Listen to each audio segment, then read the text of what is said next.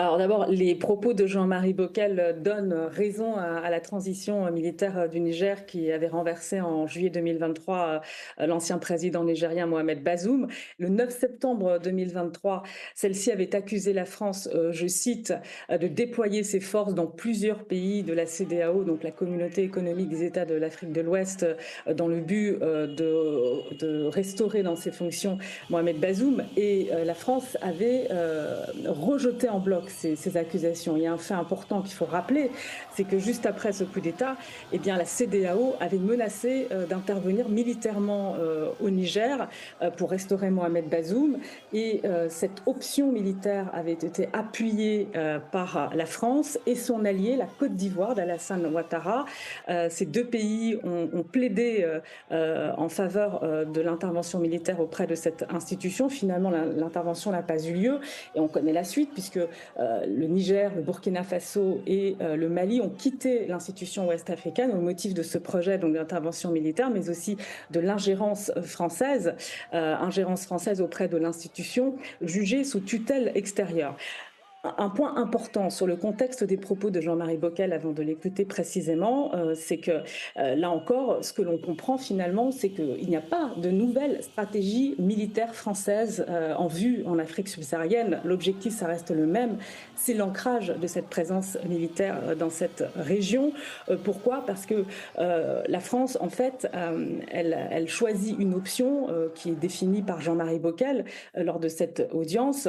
Eh bien, c'est une stratégie à géométrie variable, c'est-à-dire une baisse drastique des effectifs militaires, mais la France peut à tout moment, en fonction de l'évolution sur le terrain, en fonction des besoins des partenaires, eh bien, rehausser sa présence sur le terrain. Et c'est justement ce qu'explique Jean-Marie Bockel en s'appuyant sur cet exemple du Niger avec le déploiement donc de ces 2000 militaires juste après le coup d'État.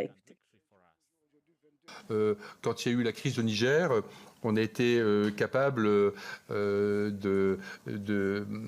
d'installer à Abidjan 2000 hommes en quelques heures, vous voyez. Donc je pense que un des, comment dirais-je, des aspects importants de la mission, c'est d'avoir réussi quand même vis-à-vis des partenaires à faire passer ce message, y compris d'ailleurs au niveau de l'institution militaire en France. Les critiques ont baissé, la compréhension est meilleure. Alors, on sent bien le malaise autour de Jean Bockel lorsqu'il prononce ses propos. Est-ce qu'il s'agit d'une bourde alors que la politique africaine de la France est sous le feu des critiques? Je dirais plutôt une bourde volontaire avec en arrière-pensée ancrée toujours cette idée de plus en plus prédominante que la France, elle doit toujours être en capacité de défendre ses intérêts par le biais d'une présence militaire en Afrique et qu'elle est en parfaite aussi capacité eh bien d'être présente, de défendre son influence en Afrique alors qu'elle est en perte de vitesse. Et au final, l'idée aussi que ces échecs, malgré les échecs au Sahel, eh bien, tout cela ne préfigure pas du tout un désengagement militaire sur le terrain. Samantha, une audition très attendue alors que la France doit valider sa nouvelle stratégie militaire en Afrique auquel elle ne semble pas vouloir renoncer. Est-ce que ce débat sur l'engagement militaire de la France divise la classe politique française aujourd'hui ?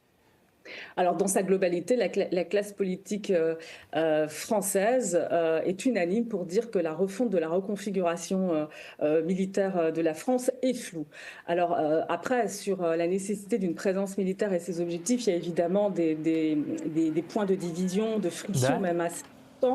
Du côté de la France insoumise, par exemple, eh bien, on fustige l'échec de Barkhane, la France insoumise qui a interpellé Jean-Marie Bockel à ce sujet, et ce dernier a réfuté, nuancé l'échec de Barkhane en déclarant que Barkhane avait permis de garder en l'état les pays du Sahel. Du côté de la droite, on s'inquiète beaucoup de la montée en puissance de nouveaux partenaires et on se demande dans quelle mesure, justement, la réduction des effectifs, eh bien, va permettre, s'inscrire dans une stratégie efficace et dans quelle mesure sur le plan politique la France peut continuer à défendre ses intérêts, peut continuer même à soutenir les entreprises françaises. Ce qui ressort effectivement, c'est cette impression de naviguer à vue. Jean-Marie Bockel, il doit rendre son rapport final à la fin de l'année, un rapport qui sera soumis au niveau européen, mais il y a beaucoup d'incertitudes sur le niveau des effectifs. Il ne s'est absolument pas engagé lors de cette audience. Il y a le cas du Sénégal aussi qui est en suspens puisqu'il y a des législatives qui se profilent. Il faut attendre que cette période électorale passe pour pouvoir renégocier avec le Sénégal l'avenir de la présence militaire française incertaine, puisqu'on sait que l'exécutif n'est pas forcément favorable à une présence militaire étrangère. Il y a aussi la question de la collaboration avec les États-Unis aussi. Il y a eu des contacts étroits pris avec l'administration Biden et l'arrivée de Donald Trump change la donne. Donc ça rajoute de l'incertitude à de l'incertitude.